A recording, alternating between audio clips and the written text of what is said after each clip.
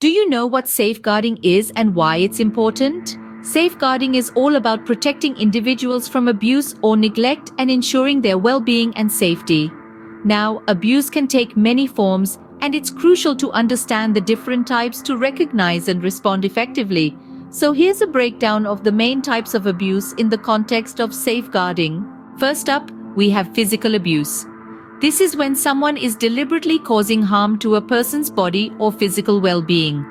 It could be hitting, slapping, kicking, punching, burning, or any other form of physical violence that causes injury or pain. Next is emotional or psychological abuse. This type of abuse involves behavior that causes emotional harm, distress, or anguish. It can be verbal threats, intimidation, humiliation, manipulation, or controlling behavior that undermines a person's self-esteem or mental well-being. Our third type is sexual abuse. This involves any form of non-consensual sexual activity or exploitation. It can include rape, sexual assault, indecent exposure, sexual harassment, or any other sexual behavior that violates a person's consent or dignity. Then we have financial or material abuse. This involves exploiting an individual's financial resources, property or assets for personal gain or control.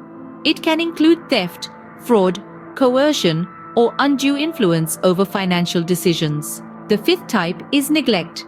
This can be intentional or unintentional and involves failing to provide adequate care, support, or supervision to meet a person's basic needs for food, shelter, clothing, medical care, or hygiene.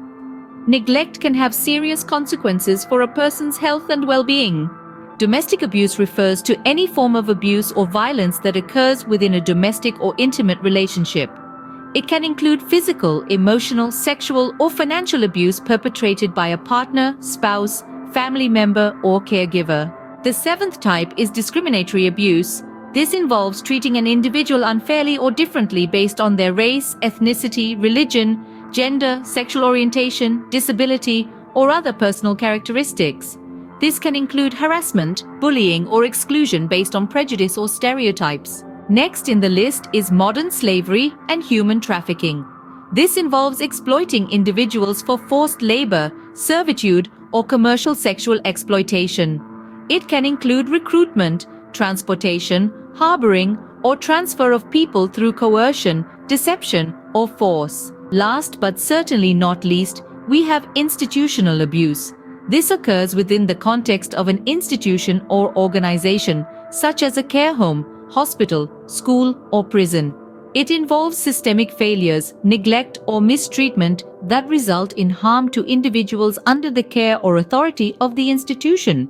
Recognizing and responding to signs of abuse requires awareness, vigilance, and a commitment to safeguarding the rights and well-being of vulnerable individuals.